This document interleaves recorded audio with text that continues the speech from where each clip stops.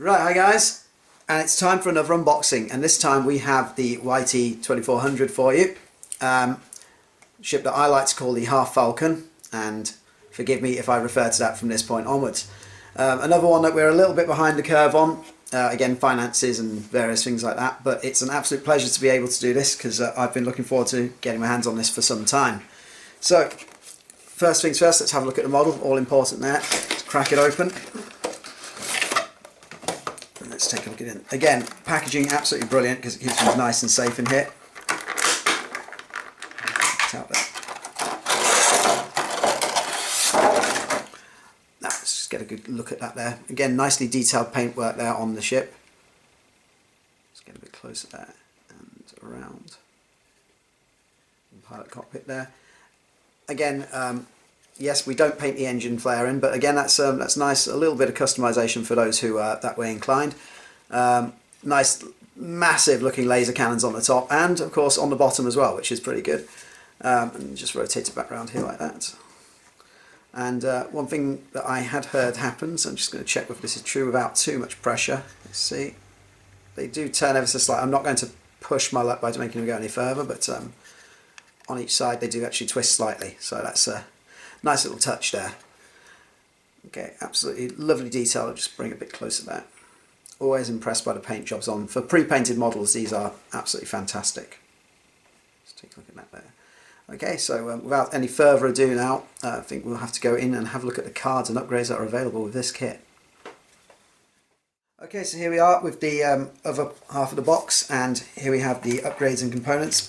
As usual, okay, lots of lovely bags and things. We've got the usual bases and components there.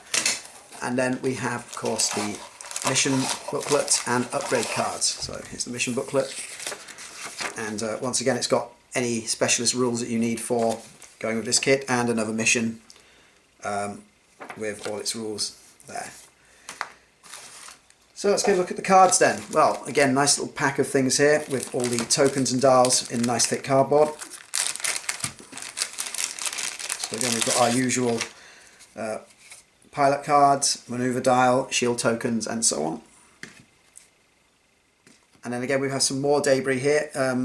We had some in the decimator, and this is some different ones here. You can see some, bring it in a bit closer here. We have for your selection, instead of rebel ships, we've got some broken up TIE fighters, bit of a cockpit there, and a bit of a wing there. So again, it's nice that in the rebel version they have some destroyed Imperial parts and vice versa. It just adds a bit of flavour and background to the kit there. Got some couple of new looking tokens there. I'm not sure what they are at the moment. I'll have to take a good look at the their instructions for them. These little blue ones here. So I'm sure they'll be fully explained within the rules pack. And moving on, let's have a look at the pilots and upgrades. So first of all, we've got the usual extra rules cards. We've got the ion tokens, and we've got the boost reference card. And then we can move on to the pilots. As usual, we start with our generic pilot, just a wild space fringer, just pilot skill 2. But again, the stats on this are the same for every pilot, unlike the Falcon, which has a slightly lower set of stats for the bottom of the range pilot. So as you can see, a couple of hull, 5 hull and 5 shield. That's pretty resilient when you think about it. 30 points as your starting price, so not bad for something that can take 10 hits before it goes anywhere. Again, moderate firepower with 2 shots, but it is a turret, so you do get the upgrade there of being able to hit whatever you like from wherever you are. And okay, 2 evade as well, which is a lot more than the Falcon has, so there we go. Then we have, again, I'm going to pronounce a horrible mess of the pronunciation here, but I think it's Eden Vril or something like that. Pilot skill 3 here, again, same stats there, but yeah, when you perform a primary weapon attack against a stressed ship, roll an additional attack die.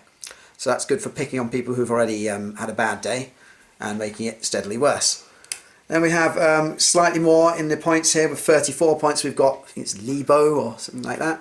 We've got skill 5 there, and his ability there, if you're dealt a face-up damage card, draw an additional damage card and choose which one to resolve.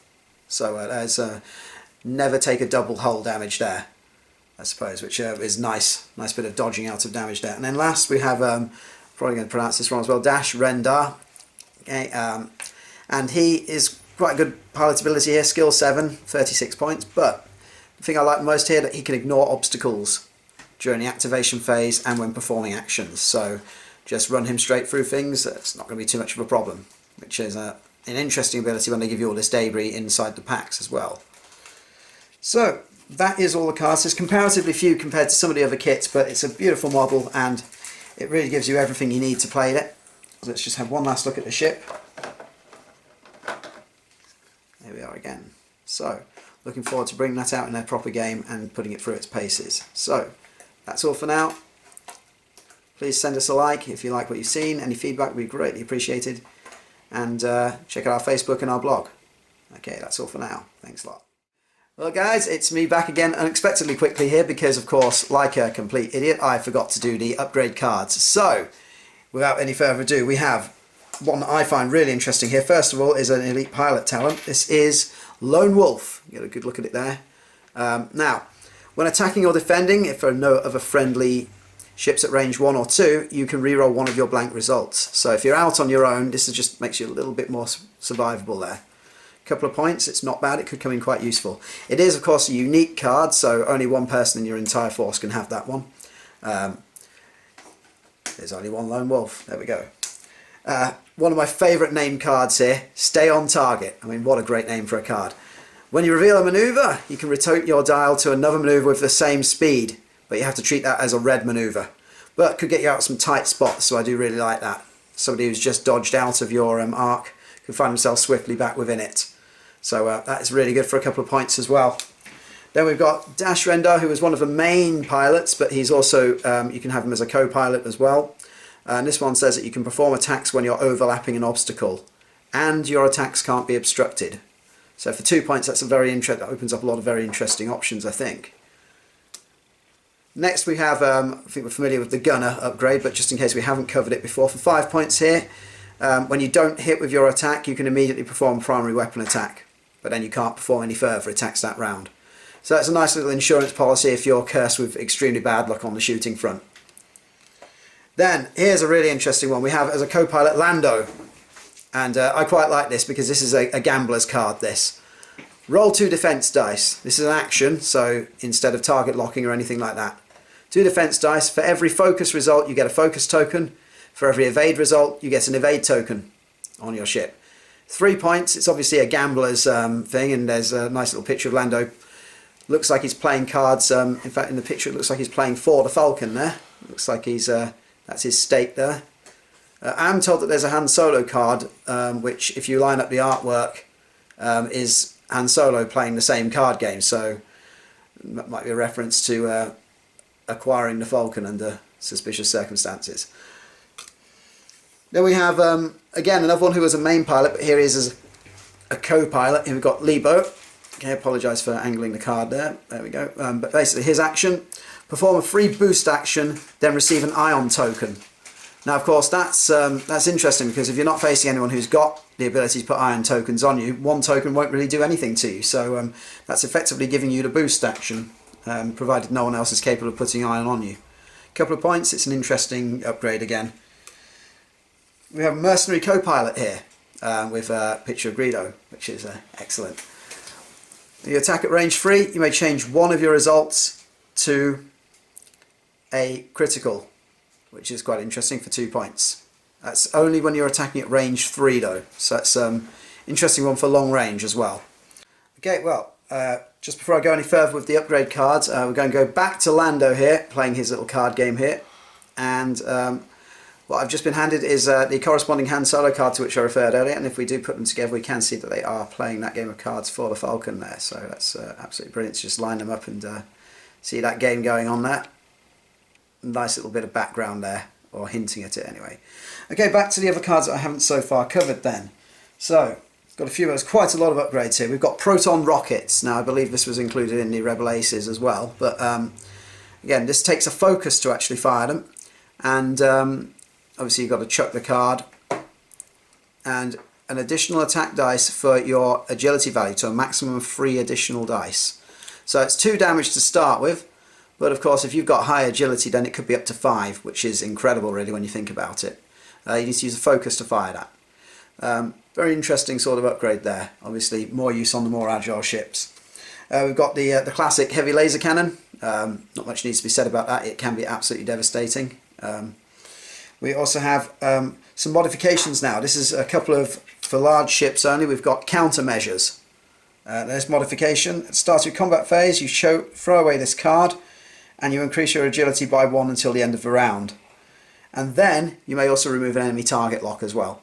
So does quite a few things for 3 points. It's an interesting upgrade again. I seem to be using the word interesting quite a lot with this ship. We have another modification here. This is for anyone though. Experimental interface. So once per round after you've done an action, you can have another free action from an equipped upgrade card with the action header, but then you take a stress token. So that could be quite useful if you want to chain some actions together and then deal with the stress later, or if you have a means of removing the stress, perhaps you've got a wingman or something like that nearby. And last of all, we have the title of this card, Outrider. This is has advantages and disadvantages to it. For 5 points, I'm on the fence about this one. So you've got a sort of cannon upgrade. If you have the cannon upgrade, you can't perform primary weapon attacks, but you can use the secondary weapon outside your fire arc, which is very interesting.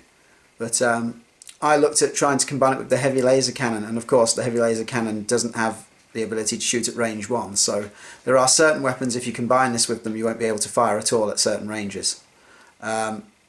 Again, I'm sure somebody will find a really, really good use to it. I'm on the fence about it. I'd prefer to have the ability to shoot in any situation, at least a bit, rather than being completely unable to in some situations. But different people and different tastes. Well, that this time really is the end, so thank you again for watching. Let's take one last look at the ship, because you just can't get enough of that paint job. And thank you for watching. Let us know what you think. Comments always appreciated. That's all for now.